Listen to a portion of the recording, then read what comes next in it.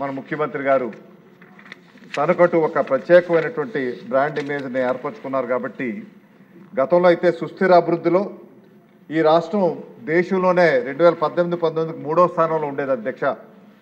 కానీ ఇప్పుడు వచ్చేసరికి అది 9వ స్థానానికి పడిపోయింది అధ్యక్ష.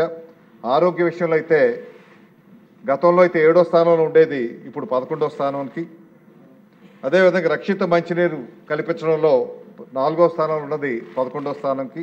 ఇటువంటి అన్ని రంగాల్లో కూడా ఈ రకంగా దిగజారిపోయినటువంటి పరిస్థితులు ఉన్నాయి. కాబట్టి ఈ పరిస్థితులను చక్కదిద్దుతూ ముఖ్యంగా ఈ ప్రభుత్వం ఆర్థిక శాఖ రెవెన్యూ యంత్రాంగాన్ని పటిష్టపరిచే కార్యక్రమాలు, వైద్య ఆరోగ్య శాఖ, విద్యాశాఖ మీద ఎక్కువ ప్రాధాన్యత ఇవ్వాల్సినటువంటి అవసరం ఉంది అధ్యక్ష. మొన్ననే మన యువ నాయకుడు నారా లోకేష్ గారు ఉపాధ్యాయ శాఖలో 16,000 ఉపాధ్యాయ ఉద్యోగాలు వేసే ప్రక్రియ మొదలుపెట్టారు. అదేవిధంగా యూనివర్సిటీలు కూడా 3,000 పోస్టులు ఖాళీ ఉన్నాయి అధ్యక్ష. 4,200 అడ్మినిస్ట్రేటివ్ శాంక్షన్ ఉన్నటువంటి పోస్టులు ఉంటే 3,000 ఖాళీ ఉన్నాయి. 1,200 మందే పనిచేస్తున్నారు.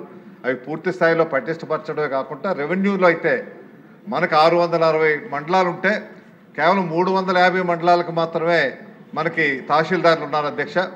మీకు డిప్యూటీ తహసీల్దార్ కానీ సర్వేయర్లు కానీ వీళ్ళంతా కూడా ఎవరు లేకుండా అవుట్ సోర్సింగ్ ఉద్యోగుల చేత పనులు చేయించే కార్యక్రమం ఏదైతే ఉందో అది చాలా మటుకు తగ్గించాలి అధ్యక్ష. ఒక 5-10 సంవత్సరాల్లో సీనియర్లు అంతా కూడా రిటైర్ అయిపోతున్నారు. కాబట్టి కొత్త రిక్రూట్మెంట్ తీసుకోవాల్సిన అవసరం ఉంది.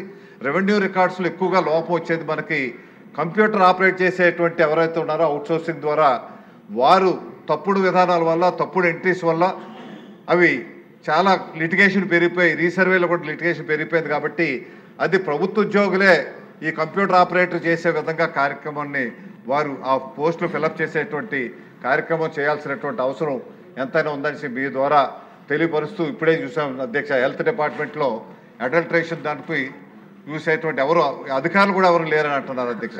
వాటికి ఇప్పుడే శ్రీనివాస్ గారు చెప్పారు, కోర్టుకు వెళ్ళడానికి కూడా ఎవరూ లేనటువంటి పరిస్థితి ఉంది.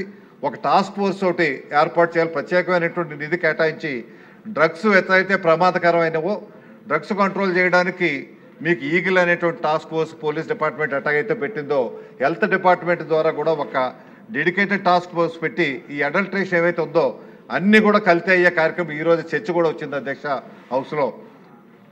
దానికి ఒక నిధులు కేటాయించి ఆ పూర్తి పోస్టులని నింపి ఆ టాస్క్ ఫోర్స్ ఏర్పాటు చేసి దాన్ని పటిష్టపరచాల్సినటువంటి అవసరం. ప్రభుత్వ ఉద్యోగాలు ఏవైతే ఉన్నాయో ఆ ఉద్యోగాలు కూడా భర్తీ చేయాల్సినటువంటి కార్యక్రమం ఉందనేసి మీ ద్వారా గౌరవ మంత్రి గారికి తెలియపరుస్తూ ఒక మంచి ప్రతిపాదన తీసుకొచ్చి మీ అభివృద్ధి బాట వైపు, సంపద సృష్టి వైపు తీసుకెళ్లేటువంటి ఒక మంచి డైరెక్షన్ ఇచ్చేటువంటి ఒక అప్రోప్రియేషన్ బిల్లు. కాబట్టి దీనికి సంపూర్ణంగా మా జనసేన పార్టీ నుంచి నా పూర్తి మద్దతు తెలియపరుస్తూ సెలవు తీసుకుంటాను అధ్యక్ష. ధన్యవాదాలు. విష్ణుకుమార్ రాజు గారు ఇంకో 2 బిల్లు ఉన్నాయని తెలియజేస్తున్నాను అంతే. ఫ్రీడమ్ పోయింది అధ్యక్ష. అధ్యక్ష ధన్యవాదములు మీరు నాకు సమయం కేటాయించినందుకు అధ్యక్ష. అధ్యక్ష ఈ అప్రోప్రియేషన్ బిల్లో మాట్లాడటానికి ముందు మన జగన్మోహన్ రెడ్డి గారు రాష్ట్రాన్ని ఏ విధంగా సర్వనాశనం చేశారో ప్రజలకి మీ ద్వారా తెలియజేయవలసిన అవసరం ఉంది అధ్యక్ష. మన రాష్ట్రం పరిస్థితి అధ్యక్ష 2014 జూన్ 1కి ఎప్పుడైతే మనం విడిపోయిన రాష్ట్రంలో బకాయిలు 1,30,654 కోట్ల రూపాయలు ఉండేది అధ్యక్ష.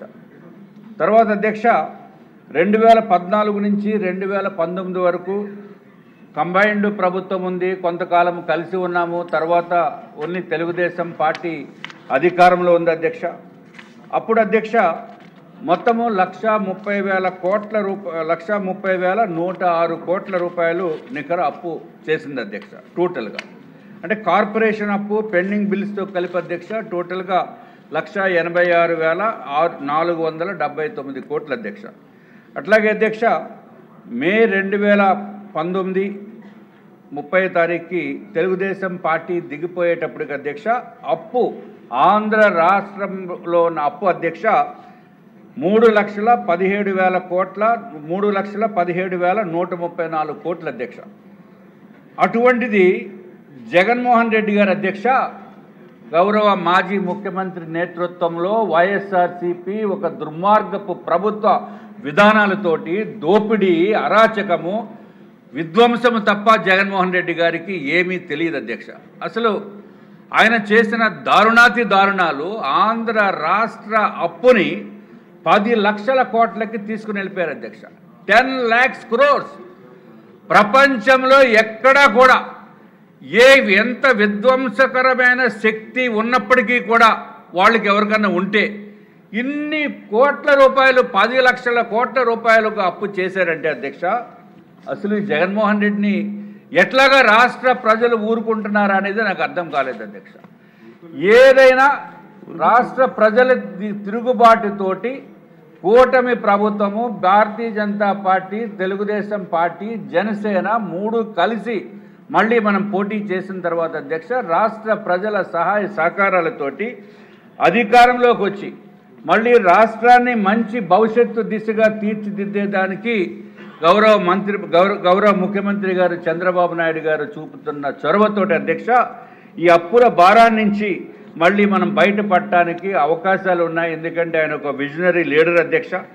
తప్పనిసరిగా ఆంధ్ర రాష్ట్ర భవిష్యత్తు బాగుంటుంది. అట్లాగే ఆర్థిక శాఖ మంత్రివర్యులకి కూడా ఫ్యూచర్లో చాలా బాగుంటుంది. అందరికీ డబ్బులు చేసిన అప్పులకి తీర్చడానికి కూడా అవకాశం ఉంటుందని చెప్పి నా యొక్క భావన అధ్యక్ష. అధ్యక్ష, రాష్ట్ర ప్రజలకి కూడా ఒక్కసారి తెలియచేయవలసిన అవసరం ఏంటంటే 1956 నుంచి 2019 వరకు అంటే సుమారు 66 సంవత్సరాల్లో అధ్యక్ష, ఆంధ్ర రాష్ట్రం చేసిన మొత్తం అప్పు 3,06,000 కోట్లు అయితే అధ్యక్ష, 6,000 కోట్ల అధ్యక్ష. 5 ఏళ్ళలో జగన్మోహన్ రెడ్డి గారు 7 లక్షల కోట్ల అప్పు చేశారు అధ్యక్ష. అధ్యక్ష, మనము ఇంత పరిస్థితి దారుణంగా ఉన్నప్పటికీ కూడా ఏదో విధంగా బయటికి పడాలి అనే ఉద్దేశంతో అన్ని విధాలుగా కూడా రాష్ట్ర మంత్రులు అట్లాగే ఇంకా గౌరవ ముఖ్యమంత్రి గారు అహర్నిశలు కష్టపడుతూ అహర్నిశలు శ్రమిస్తూ కేంద్రంలో ఉన్న పెద్దల్ని ఒప్పించి మెప్పించి అన్ని విధాలుగా రాష్ట్రానికి సహాయ సహకారాలు అందించడానికి వారు అందించేటట్టు పూర్తి ప్రయత్నం చేస్తున్నారు అధ్యక్ష. డెఫినెట్గా మళ్ళీ మన ఆంధ్ర రాష్ట్రము తప్పనిసరిగా మంచి అభివృద్ధి దిశగా వెళ్తుందని చెప్పడానికి ఏమాత్రం సందేహం లేదు అధ్యక్ష. అధ్యక్ష, ఎప్పుడూ కూడా అధ్యక్ష మనం ఒక్కసారి గుర్తు చేసుకోవాల్సిన అవసరము జగన్మోహన్ రెడ్డి గారు విధ్వంస పాలన గురించి చేసినప్పుడు అధ్యక్ష, కేవలము ఆర్థికంగా అప్పుల భారంతో రాష్ట్రాన్ని ముంచేయటమే కాకుండా చీప్ లిక్కర్ రూపంలో దోపిడీ చేశారు అధ్యక్ష. చీప్ లిక్కర్ రూపంలో మ్యానుఫ్యాక్చరింగ్ డిస్టిలరీస్ని కూడా వాళ్ళే తీసుకుని ట్రాన్స్పోర్టేషన్ కూడా వాళ్ళే చేయించి అన్నీ కూడా కిక్ బ్యాక్స్ వ్యవహారంతో క్విడ్ ప్రోకో తోటి చేసి అధ్యక్ష, మనం గౌరవ సభ్యులు లేకపోతే అందరికీ తెలియజేయవలసిన అవసరం ఉంది అధ్యక్ష. దాంట్లో కేవలము లిక్కర్ దోపిడీలో 30,000 కోట్ల రూపాయలు దోపిడీ చేశారని చెప్పి మేము కూడా భారతీయ జనతా పార్టీ తరఫున ఇదివరకు చెప్పడం జరిగింది అధ్యక్ష. 30,000 కోట్ల రూపాయలు దోపిడీ. ఆ డబ్బంతా ఎక్కడ పెట్టారో ఏమి చేశారో తెలియదు అధ్యక్ష. కాబట్టి ఏదన్నా ఆర్థిక శాఖ మంత్రివర్యులకి ఏదైనా డబ్బు ఎప్పుడైనా అవసరమైతే జగన్మోహన్ రెడ్డి గారిని ఒక్కసారి ఏదైనా అడిగితే బాగుంటుందేమో. దోచుకున్న డబ్బు ఎంతో కొంతన్నా మనకి ఇస్తే బాగుంటుంది. అట్లాగే అధ్యక్ష, ఏదైనా ఒక స్కీమ్ పెడితే బాగుంటుందేమో అధ్యక్ష. ఎందుకంటే రోజు రోజుకి ఈ దోపిడీ డబ్బులు ఎంతెంత దోపిడీ జరిగిందో అనేది రకరకాల విధానాలతోటి దోపిడీ చేశారు వారు. అవన్నీ కూడా బయటకు వచ్చే పరిస్థితి ఉంది. దానికి సింగిల్ టైం సెటిల్మెంట్ కింద ఏమైనా ఆర్థిక శాఖ మంత్రి ప్రపోజ్ చేస్తే జగన్మోహన్ రెడ్డి గారు ఇదిగో నేను దోచుకుంది 1,00,000 కోట్లు, నా ఈ 1,00,000 కోట్లలో 50,000 కోట్లు ఇచ్చేస్తామని చెప్పి చేస్తే ఏమన్నా కేసుల నుంచి మాఫీ చేసేదానికి అవకాశం ఉందేమో కూడా